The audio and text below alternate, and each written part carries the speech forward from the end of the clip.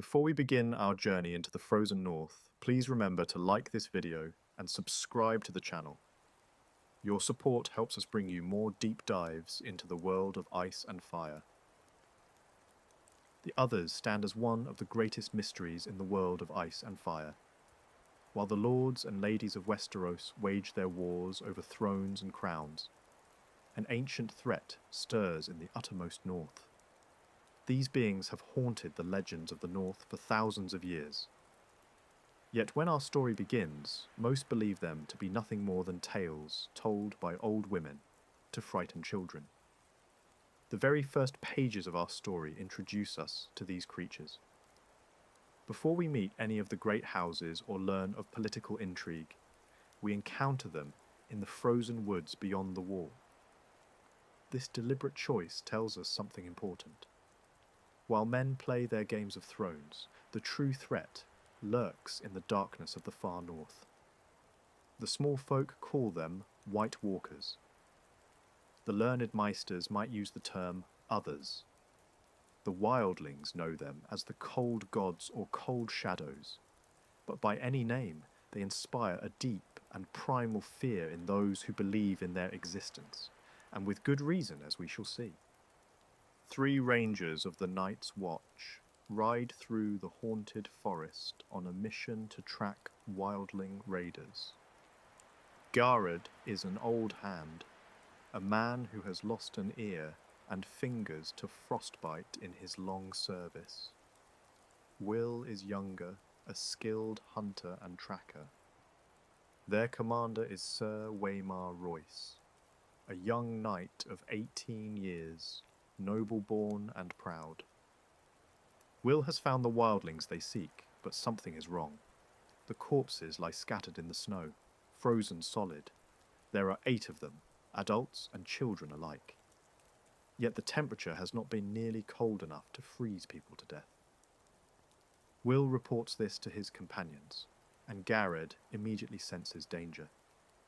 The old ranger wants to return to the wall at once, but Waymar Royce will not turn back without investigating further. When they return to where the bodies lay, they find them gone. Only bloodstains in the snow remain. As darkness falls and the cold deepens, Will climbs a tree to watch. What he sees from his vantage point will haunt him unto death. The others emerge from the wood. They are tall and gaunt, with flesh pale as milk. Their armour seems to change colour as they move, reflecting the light in strange ways. The armour ripples through shades that are hard to describe, shifting like water or smoke. In their hands they carry blades of crystal, thin as moonlight and deadly sharp. Their eyes burn with an inhuman blue light, brighter than any sapphire. These are not the eyes of living men. There is something ancient and terrible in that gaze. The cold intensifies with their presence. It is not merely the cold of winter, but something deeper. A cold that seems to drain the very warmth from the world. Waymar Royce sees them and calls out a challenge. For a moment he is truly a knight of the Night's Watch, no longer a boy playing at being a hero. He draws his sword and prepares to face his death with courage. Will watches from above, frozen by more than just the cold. He considers calling out a warning, but fears revealing his hiding place. The others do not speak words that Will can understand. One of them makes sounds like the cracking of ice on a winter lake. The words are mocking in tone, though their meaning remains unknown. Then they move forward to engage Waymar in combat. The young knight fights well. His blade meets the crystal sword of his opponent, and holds for several exchanges. Waymar is skilled, trained since childhood in the art of swordplay. But he faces something beyond human. The other's blade moves with inhuman speed and precision. When Waymar's parry comes a fraction too late, the crystal sword cuts through the mail beneath his arm. The young knight screams and charges forward with a desperate battle cry. He shouts for King Robert as he attacks, but as his blade strikes the other's sword, the steel shatters like glass in the cold. The others close in around the defenseless knight. They cut him down with methodical precision. Will hears Waymar's screams until finally they cease. The ranger in the tree remains hidden, hardly daring to breathe. He waits a long time before daring to look again. When at last Will climbs down from his perch, the others have vanished. They left no tracks in the snow despite their passage. They move as silently as shadows, as gracefully as falling snow. Will approaches Waymar's body with dread. The knight's fine cloak is shredded, his armour rent by the crystal blades. Then Waymar's eyes open. They are blue now, glowing with that same terrible light. His remaining eye fixes on Will with inhuman focus. The reanimated corpse rises and its icy hands close around Will's throat. The ranger's final thoughts are lost to us, but his fate is clear. The others have claimed another victim. The descriptions given to us of the others paint a picture very different from common monsters. George R.R. Martin has described them as strange and beautiful in an inhuman way. He compares them to the Shihi made of ice, those fairy creatures of legend. They are elegant and dangerous in equal measure. Their skin is described as pale as milk, though some accounts suggest it has a subtle shimmer to it. One description mentions a dappling of grey-green in the moonlight. Their flesh is cold to the touch, colder, even than ice. Those who come in contact with them describe a cold that burns. The others are tall by human standards, perhaps over 6 feet in height. But they are also gaunt with a leanness that makes them seem even taller. Old Nan's tales describe them as having faces sharp like their swords. There is an otherworldly quality to their features that sets them apart from any living thing. Their eyes are perhaps their most distinctive feature. They burn with a bright blue light, sometimes described as blue stars or blue flames. This same blue glow appears in the eyes of those they raise from death. It is a sure sign of their corruption, a mark that the dead thing before you serves the others. When an other dies to dragonglass, we see that their blood is pale blue. It hisses and steams when it contacts the obsidian blade. Beneath their flesh, their bones shine like milk glass, pale and translucent. As the other melts away, these bones too dissolve into mist. The armour they wear defies easy description. It seems to shift and change as they move, catching the light in impossible ways. Some accounts describe it as rippling through various hues. It might appear silvery one moment and dark the next. This armour makes them difficult to see, providing a kind of camouflage in the snow and shadows. Their weapons are carved from some form of crystalline ice. The blades are thin and wickedly sharp, capable of shattering steel with a single blow. These swords seem to radiate cold. When they cut, they leave wounds that smoke and steam in the open air. The blades themselves shine with a pale, translucent light. The others move with unnatural grace. They seem to glide across the snow without leaving tracks. Their footfalls make no sound despite their size. When they do choose to make noise, their voices sound like cracking ice. The words they speak are in no language known to men. Wherever the others go, intense cold follows. Whether they bring the cold or merely appear when it is cold enough remains unclear. But there is no question that their presence is accompanied by dropping temperatures. Breath turns to white mist, metal becomes painful to touch, and the very air seems to freeze. Old Nan tells the Stark children that the others hate all life and warmth. Fire and sunlight are their enemies. They come forth only in darkness and cold.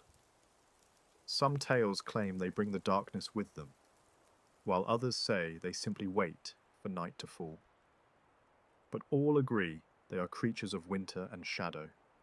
To understand the others, we must look back to a time before written history. The events of the Long Night occurred approximately 8,000 years before Aegon's conquest. That places them roughly 8,300 years before the current events of our story. It is a span of time almost impossible to comprehend. The Long Night is remembered in legend throughout the known world. In Westeros, it is said to have lasted a generation, an entire generation born, lived, and died in darkness. The sun hid its face from the world. Some tales say the moon also vanished from the sky. Darkness covered the land completely. This was no ordinary winter. It was accompanied by the deepest cold that Westeros had ever known. Snow fell until it was hundreds of feet deep. The ice wind came howling out of the north. Rivers froze solid. The sea itself turned to ice. Nothing grew in the frozen earth. Famine gripped the land. Old Nan tells Bran that kings froze to death in their castles, same as shepherds in their huts. Women smothered their babies rather than watch them starve, and wept as their tears froze on their cheeks. Little children were born, lived their entire lives, and died without ever seeing the sun. The direwolves grew gaunt and hungry. In that terrible darkness, the others came forth from the lands of always winter. These are the uttermost northern regions of Westeros, polar wastes that lie beyond even the haunted forest. Even the wildlings fear to venture into those frozen wastes. It is said nothing lives there except the others themselves. The others descended on Westeros with an army of the dead. They wielded blades of ice and raised the fallen to fight for them. Their wights were tireless and felt no pain. Steel could not kill what was already dead. Fire could destroy them, but fire was a scarce resource in the endless night. They swept through cities and kingdoms on their march south. The tales speak of them riding dead horses and hunting with packs of pale spiders as large as hounds. Some accounts mention ice spiders specifically, though whether these were actual creatures or symbolic descriptions remains debated. The point is clear enough. The others came with death itself as their companion. The first men who inhabited Westeros found themselves facing annihilation. Their castles and swords could not stop this threat. The living fell before the dead in numbers beyond counting. Defeat seemed inevitable. The Long Night would consume all of Westeros, and perhaps the world beyond. But the first men were not alone in their fight. The children of the forest, those ancient inhabitants of Westeros, joined the battle. These small, magical beings had warred with the first men when humans first came to Westeros. But faced with the others, old enmities were set aside. The children and the first men became allies. The giants also fought alongside men and children. These great beings stood 12 feet tall and wielded clubs and stones in battle. Though simple in their ways, the giants were fierce warriors when roused to anger. They too recognized the others as an enemy to all living things. Together, this alliance fought what became known as the Battle for the Dawn. The details of this great conflict have been lost to time. We know the heroes used dragonglass weapons, also called obsidian. The children of the forest had provided the Night's Watch with 100 daggers of dragonglass each year in ancient times. Some legends speak of a hero named Azor Ahai, who wielded a flaming sword called Lightbringer. This warrior of fire fought against the others and their darkness. Whether Azor Ahai was one person or many remains unclear. The legend exists in different forms across different cultures. In the north, they tell of the last hero who set out with 12 companions to seek help from the children. One by one his friends died, his horse died, even his dog died. But the last hero continued alone until he found the children. With their help, he turned the tide of battle. Somehow, through means lost to history, the others were defeated. They were driven back to the lands of always winter. The dawn came again, and the long darkness ended. Spring returned to the world, but the threat was not destroyed, merely pushed back. In the aftermath of victory, Bran the Builder raised the wall. This massive structure of ice and magic stretches for 300 miles across the narrowest part of the continent. It stands 700 feet high in places. The wall was built to ensure the others could never threaten the realms of men again. The Night's Watch was founded to man the wall and guard against the others' return. For thousands of years, the Black Brothers kept their vigil. But as generations passed, the true purpose of their watch was forgotten. The others faded into legend, then into myth, and finally into simple stories told to children. Among the legends of the Long Night and its aftermath, one tale stands out for its darkness. This is the story of the 13th Lord, commander of the Night's Watch, a man whose very name was erased from history. He is known now only as the Night's King. According to Old Nan and the tales told in the north, the Night's King lived during the Age of Heroes. This was not long after the wall was completed. The Night's Watch was still relatively young as an institution. The memory of the others and the long night remained fresh. The man who would become the Night's King was said to be a warrior who knew no fear. He rose through the ranks of the Night's Watch until he was elected as their Lord Commander. He was the 13th to hold that position. Some tales claim he was a Stark of Winterfell, a brother to the King of Winter. But different regions claim him as one of their own. Old Nan insists he was a Stark named Brandon. Others say he might have been a Bolton, a Magnar of Skagos, an Umber, a Flint, a Nori, or a Woodfoot. The truth has been lost along with his name. Perhaps he was indeed a Stark. Or perhaps this is simply Northern pride claiming him as one of their own. The Night's King's fall began when he saw a woman from atop the wall. She had skin as white as the moon, and eyes like blue stars. Her skin was cold as ice. These details strongly suggest she was one of the others. Despite this, or perhaps because of it, the Night's King felt no fear. He chased her and caught her and loved her. When he gave his seed to her, it is said he gave his soul as well. This suggests something more than simple physical union.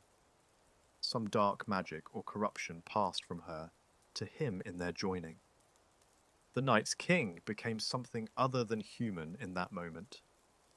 He brought his pale queen back to the Night Fort, the largest and oldest castle on the wall. There he declared himself a king, and her his queen. The Night's Watch brothers were bound to his will through strange sorcery. The Night Fort became his kingdom, and he ruled over it for 13 years. During those dark years, terrible atrocities occurred. The tales still speak of them, though the specific details have been lost. We know that the Night's King and his queen made sacrifices to the others. Human sacrifices, offered up to those ancient enemies. Whether these sacrifices were meant to please the others or create new ones remains unclear. The Night's King's reign of terror finally ended when Brandon the Breaker, the King of Winter, allied with Joramun, the king beyond the wall. This alliance itself was extraordinary. The wildlings and the North rarely made common cause, but the threat posed by the Night's King transcended their usual enmity. Brandon and Joramun marched on the Night Fort with their combined forces. The exact details of the battle are lost to history, but somehow they broke the Night's King's power and freed the Night's Watch from his control. The 13th Lord Commander and his corpse queen were overthrown. After his defeat, it was discovered that the Night's King had been making sacrifices to the others. This revelation caused his name to be stricken from all records. Every book that mentioned him was destroyed or altered. His very existence was meant to be forgotten. Only the legend remained, passed down through oral tradition. The Night's King's legacy may explain why the Night's Watch keeps no walls at the southern sides of their castles. The keeps are deliberately built to be accessible only from the south. This ensures they cannot be turned into fortresses against the realms they are sworn to protect. The Night's King must never be allowed to rise again. Some Meisters dismiss the entire tale as fiction. They argue that perhaps an early Lord Commander did try to make himself king, but the supernatural elements were added later. The Corpse Queen might have been merely a daughter of a Barrow king, a woman from the Barrowlands known for their association with graves and burials. But the story's details are oddly specific. The description of the woman matches what we know of the others too closely to dismiss. Her skin, like moon. Eyes like stars. Flesh cold as ice. These are not the qualities of a normal human woman. The Night's King fell in love with another, or something very much like one. The tale of the Night's King raises many questions. What became of his queen after his fall? Did she return to the lands of Always Winter? Were there others present? And if so, why did they not defend her? How exactly did Brandon and Joramun defeat creatures that an entire army could barely stop during the long night? The story also suggests a disturbing possibility. If the Night's King could take an other as his bride, and if he made sacrifices to them, might he have been creating new others? Could human babies given to the others be transformed into those creatures? This question brings us to more recent events in our tale. Beyond the wall, in the haunted forest, lives a man named Craster. He is a wildling, but unusual among the free folk. While other wildlings raid the wall and fight the Night's Watch, Craster maintains a wary truce with the Black Brothers. His keep serves as a stopping place for rangers on their expeditions north. Craster is a disturbing figure by any measure. He lives with 19 wives, all of whom are also his daughters. He takes his own daughters to wife when they come of age, creating new generations through incest. This practice is abhorrent even by wildling standards, but it is not his worst crime.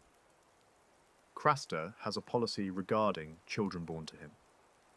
If a baby is a girl, she will eventually become another of his wives. But if the child is a boy, Craster takes that baby out into the woods and leaves it there. He gives his sons to what he calls the cold gods. By this he means the others. Jon Snow first learns of this practice when the Night's Watch stops at Craster's keep during their great ranging. A girl named Gilly, one of Craster's wife-daughters, is pregnant. She desperately fears that her child will be a boy. She begs Jon for help, speaking of how Craster gives his boys to the gods. Gilly elaborates that she means the cold gods, the ones in the night, the white shadows that walk in the wood. Jon realizes with horror that she is speaking of the others. Craster has been sacrificing his sons to those ancient enemies. This explains why Craster's keep has never been troubled by the others, while other wildling settlements have been destroyed. Later, during the mutiny at Craster's keep, one of Craster's wives warns Samwell Tarly.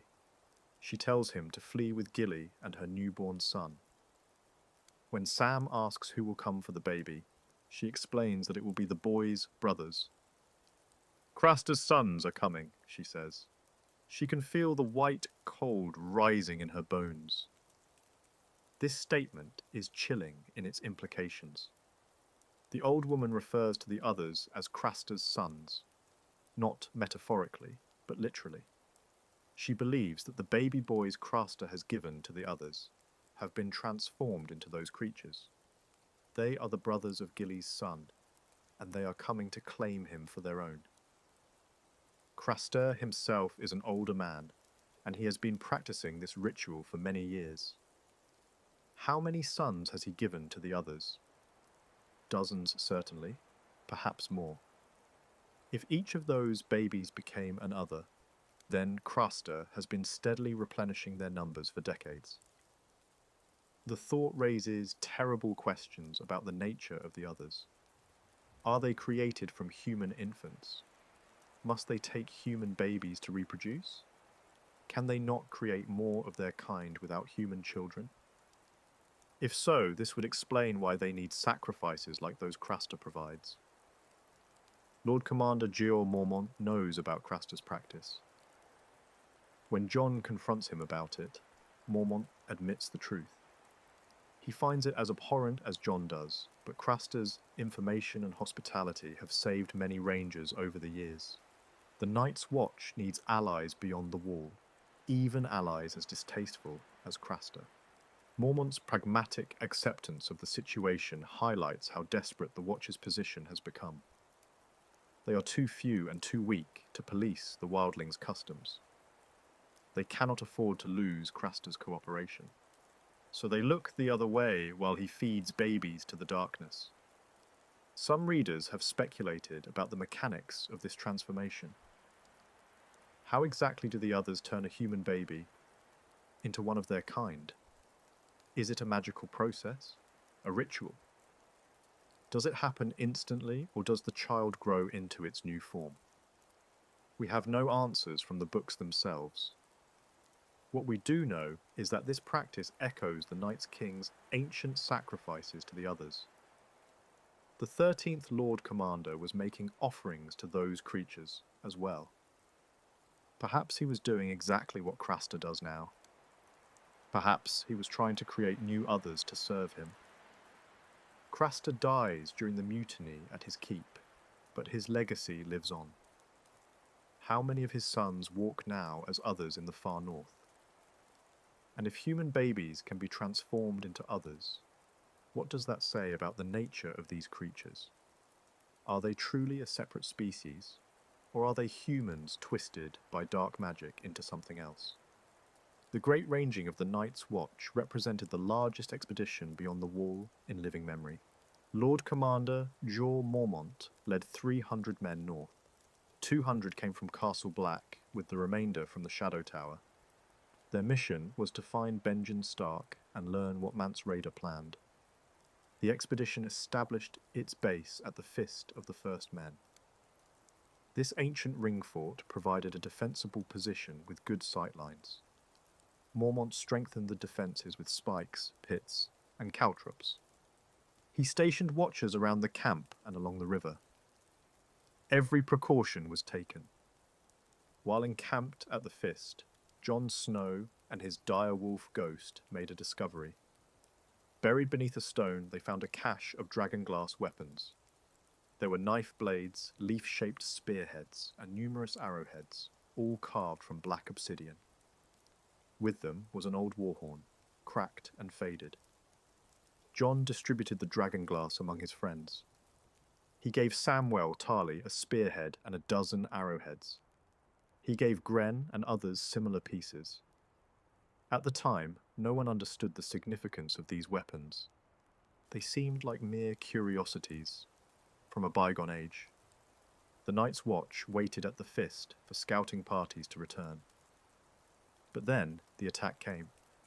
It struck in darkness and cold, as the others' attacks always do. But this time the threat was not the others themselves. It was their servants. The dead had come for the living. Whites attacked the Fist in numbers beyond counting. These were corpses raised by the others' power to serve as their army. Men and animals alike shambled forward, driven by unnatural animation. They felt no pain, no fear, no fatigue. Steel could wound them, but not stop them. The Night's Watch fired volleys of arrows into the attacking horde. The missiles had no effect. Dead men do not fall when pierced by arrows. Mormont ordered fire arrows, and these proved more effective. The whites could be burned. but there were so many and fire was scarce. The battle quickly turned into a slaughter. The Whites overran the defences. The Night's Watch brothers fought bravely, but were overwhelmed by the sheer weight of numbers. The dead pulled down the living, and the living joined the ranks of the dead. Death propagated itself in an ever-growing wave. Mormont managed to form up a group of survivors and broke out of the encirclement. But the cost was horrific. Of 300 men, only about 50 escaped the initial assault, and the others pursued them as they fled south toward Craster's keep. More men fell during the retreat. By the time the survivors reached Craster's keep, only 44 remained. 12 of those were critically wounded. The Great Ranging had become a disaster. 250 men of the Night's Watch lay dead on the frozen slopes of the Fist. Or worse than dead, risen as whites. During the retreat, the pursuing others picked off stragglers. Sam Tarley, exhausted and unable to keep pace, fell behind the main group. Gren stayed with him, trying to urge him on. Small Paul, one of the brothers, carried Sam on his back, but the three of them lost sight of the others. Then one of the others attacked. It came through the swirling snow on an undead horse. Gren waved a torch at it, and the creature's sword cut through the flame. Small Paul charged with his axe, but the other killed him easily. The huge man fell, and his body pinned the other's sword beneath him. Sam found himself face to face with another. In his terror and desperation, he thrust forward with the dragonglass dagger John had given him. The blade took the other in the throat. What happened next would prove crucial to understanding how to fight these creatures. When Sam's dragonglass dagger pierced the other's flesh, the reaction was immediate and dramatic. A sound rang out like ice breaking beneath a man's foot. Then came a screech so shrill and sharp that Sam covered his ears and fell backward. The sound itself seemed to tear at the fabric of the world. The other's armour began to run down its legs in rivulets. Where the black dragonglass blade remained lodged in its throat, pale blue blood hissed and steamed. The creature reached down with two bone-white hands to pull out the knife. But where its fingers touched the obsidian, they smoked. Sam watched in awe and terror as the other shrank and puddled. It was dissolving away before his eyes. In 20 heartbeats, its flesh was gone, swirling away in a fine white mist. Beneath the flesh were bones like milk glass, pale and shiny. These too began to melt. Finally, only the dragonglass dagger remained. It lay wreathed in steam, as if it were alive and sweating from its exertion. Gren bent to pick it up, but flung it down again immediately. The blade was intensely cold, colder than anything natural. Even after killing the other, the dragonglass retained that terrible chill. This encounter proved what the ancients knew. Dragonglass could kill the others. A single thrust of obsidian could destroy one of these creatures completely. No corpse remained to raise as a white. The other simply melted into mist and was gone. Sam earned the mocking nickname Sam the Slayer for this deed. Many brothers refused to believe his story. How could the cowardly steward kill one of the others when brave rangers had fallen? But Gren had witnessed it, and Lord Commander Mormont believed them. Mormont questioned Sam extensively about the dragonglass. The old Meister at Castle Black had mentioned that dragonglass was forged in the fires of the earth. The Meisters called it obsidian. Volcanic glass formed from molten rock. It had been used by the children of the forest for their weapons. The children had gifted the Night's Watch with dragonglass weapons in ancient times. Every year, they would provide 100 daggers specifically for fighting the others. But this practice had ceased long ago when the children disappeared. The Night's Watch had forgotten the purpose of those weapons. Now they understood. The others could be killed. They were not invincible spirits or demons beyond mortal reach. They were physical beings, and dragonglass could end them. This knowledge provided hope against a foe that had seemed unstoppable. But Sam also discovered the limitations of dragonglass. Later, when a wight that had been Small Paul attacked him and Gilly, Sam tried to stab it with the dragonglass dagger. The blade shattered on the wight's iron mail. The dead man was unaffected. This revealed an important distinction. The others and their wights were two different types of enemy. What killed the others was useless against wights. The wights were simply reanimated corpses. They could be hacked apart with steel or destroyed with fire. But dragonglass had no special effect on them. Melisandre later explained this to Sam when they discussed his encounter. She told him that necromancy animates the wights, but they are still just dead flesh. Steel and fire will serve against them. The others are something more. Dragonglass works against the others because they are beings of magic and ice. The old texts at Castle Black mentioned another substance that could harm the others. They called it dragonsteel, though what this referred to remained unclear. Some suspected it meant Valyrian steel, those magical blades forged in dragonfire. If true, this suggested that both obsidian and Valyrian steel shared some property that was anathema to the others. After hearing Sam's account, Stannis Baratheon sent word to Dragonstone. That volcanic island had extensive deposits of dragonglass in tunnels beneath the mountain. He ordered his castellan to begin mining the obsidian. If dragonglass could kill the others, then they would need as much of it as possible. The discovery gave the Night's Watch a weapon against their ancient enemy, but it also raised troubling questions. If the children of the forest knew dragonglass could kill the others, did they know this from experience? Had they fought the others themselves? Or had they perhaps created them? For thousands of years, the others remained absent from the world. They had not been seen since the long night ended 8,000 years ago. Every generation that passed made them seem more mythical.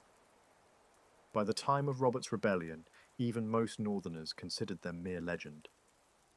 But the signs of their return had begun appearing years before our story starts. Wildling villages beyond the wall were found empty. Their inhabitants vanished without explanation.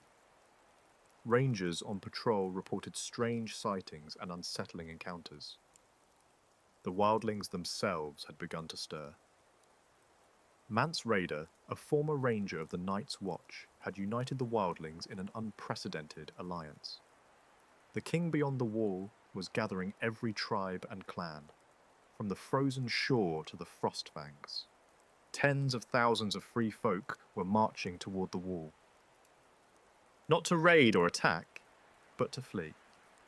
The wildlings were not running from the Night's Watch. They were running from something far more terrible.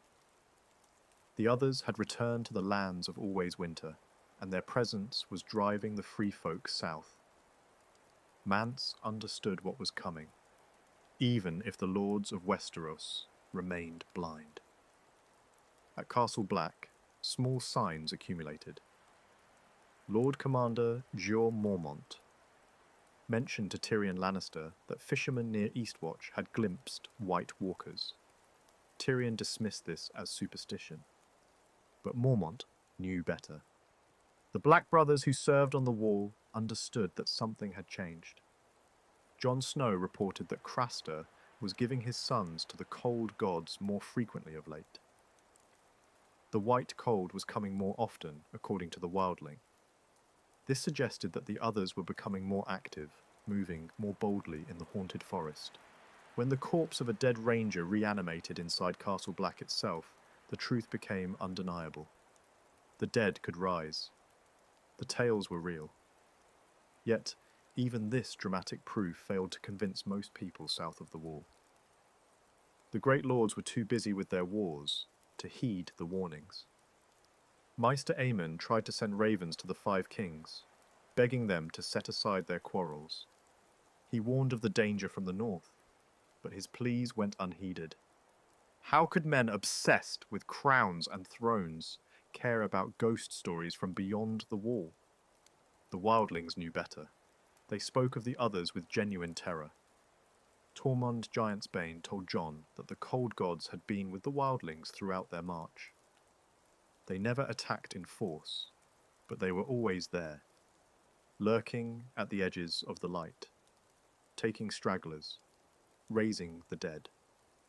Melisandre of Ashai spoke of the danger in religious terms. She saw the others as servants of the Great Other, her god Halor's eternal enemy. In her visions in the flames, she saw a war between fire and ice, light and darkness. The night was coming, and it would be long and full of terrors. The wall itself showed signs of responding to the threat. Jon noticed that the ice seemed to weep more than usual. Old brothers spoke of how the wall could sense danger. It had been raised with ancient magic, and that magic still lingered. Perhaps the wall recognized the return of what it had been built to contain. Bran Stark, while trapped in a vision, looked far to the north. He saw past the wall and the haunted forest. He saw frozen shores and rivers of ice. He glimpsed dead plains where nothing grew. And then he looked deep into the heart of winter itself. What he saw there frightened him so much that he cried out, and his tears burned hot on his cold cheeks. The three-eyed crow, the mysterious green seer who guided Bran, spoke of the darkness coming. He said that winter was coming, and with it would come the others. The hour was growing late. Time itself was running out. Yet the realms of men remained oblivious to the danger. At Hardhome, a wildling settlement, an enormous disaster occurred. Thousands died in a single night. The survivors told tales of dead things in the water and walking corpses. Mother Mole, who led many to Hardhome, claimed she had seen a vision of ships coming to save her people. Instead, death came. The dead were rising all across the lands beyond the wall. Every wildling who fell became a potential wight. Every ranger lost on patrol might return as an enemy. The other's army grew with each engagement. They fought a war of attrition that the living could not win. Jon Snow, now Lord Commander of the Night's Watch, made the controversial decision to allow wildlings through the wall. He recognized that every wildling who died beyond the wall was another soldier for the others. The free folk were not the enemy. The true enemy lay farther north. But Jon's decision proved unpopular with many of his brothers. They saw the wildlings as enemies, not allies. They could not accept that the greater threat came from the others. Tradition and prejudice blinded them to the reality of their situation. This would have fatal consequences for Jon himself. Despite everything we have learned about the others, many questions persist. George R.R. Martin has deliberately kept much about these creatures shrouded in mystery. The books give us glimpses and fragments, but never the full picture. This mirrors how the characters themselves must face an enemy they do not understand. We do not know the true origin of the others. The TV series provided an explanation involving the children of the forest, but this has not appeared in the published books. Martin has stated that the show's version of events differs from what he has planned. The books may ultimately tell a different story. The motives of the others remain unclear. Are they mindless destroyers, or do they have goals and desires? Do they hate all life, or are they simply trying to survive in a world that has forgotten them? We see them kill humans, but we do not know why they do so. They clearly have some level of intelligence and organization. They wear armor and carry weapons. They fight with skill and apparent strategy. They command the whites with purpose. But we have never heard them speak in a language anyone can understand. Are they capable of communication? Do they have a society or culture? The others' relationship with the cold remains ambiguous. Do they bring the cold with them, or do they simply thrive in it? Can they only emerge when it is cold enough, or does their presence make it colder? The books suggest both might be true in some way. We do not know if the others can be negotiated with. The Night's King apparently took one as his bride, suggesting some form of interaction is possible. But that was 8,000 years ago, and the tale may be more legend than fact. Can the current others be reasoned with, or are they simply enemies to be fought? The connection between the others and the whites is clear, but the mechanism is not. How do the others animate the dead? Is it a spell they cast? An inherent power they possess? Can any other raise whites, or are only certain ones capable of it? We see whites, but rarely see the others who presumably created them. The question of whether humans can be transformed into others remains unanswered in the books. Craster's wives believe this happens to his sons. The Night's King's corpse queen suggests others can interact with humans in complex ways. But we have no definitive proof of transformation in the text. Can the others die of old age? Are they immortal? How long does an individual other live? We know they can be killed by dragonglass, and the texts suggest dragonsteel can harm them too. But, absent violent death, do they age and perish? The physical needs of the others are unknown. Do they eat? Do they sleep? Do they grow tired? They seem to be physical beings, not pure spirits. But their nature remains alien. They are not human, not quite alive, yet not entirely dead either. Why did the others disappear for 8,000 years? What prompted their return now? Is their return connected to the birth of Daenerys' dragons? To the declining magic in the world starting to return? Or is this simply the natural cycle of the world, a long winter coming at last? The others' ultimate goal remains the greatest mystery of all. Are they trying to destroy all life in Westeros? Trying to reclaim lands they once held? Seeking revenge for some ancient wrong? Or do they have motivations that humans cannot even comprehend? Martin has said in interviews that the others are not simply evil. He has compared the conflict to environmental issues, where there may not be a clear villain. The others may have their own perspective, their own reasons for what they do. Understanding them may be as important as defeating them. George R.R. Martin has been careful not to reveal too much about the others before the books do, but he has made several interesting comments over the years that provide hints about his intentions. These statements help frame how we should think about these creatures. Martin has emphasized that the others are not zombies in the traditional sense. They are not mindless corpses shambling about. He describes them as having a strange, inhuman beauty. They are more like the Shidi of Celtic mythology, but made of ice. They are elegant, alien, and dangerous. He has specifically stated that the others in the books are different from the White Walkers in the TV series. The show made certain choices for dramatic purposes that do not reflect his vision. The books will likely reveal different origins and perhaps different motivations for these creatures. Martin has said he wants to explore the perspective of the others. He has suggested that they may not be pure evil, but rather a different form of life, with their own needs and drives. This aligns with his general approach to creating morally complex characters, rather than simple villains. In interviews, Martin has mentioned that readers will learn more about the others' history in The Winds of Winter. He promises that the next book will take readers farther north than ever before. We will see more of the others and hopefully gain deeper understanding of what they are. Martin has confirmed that the others are not undead. Old Nan calls them dead things, but Martin insists they are not dead.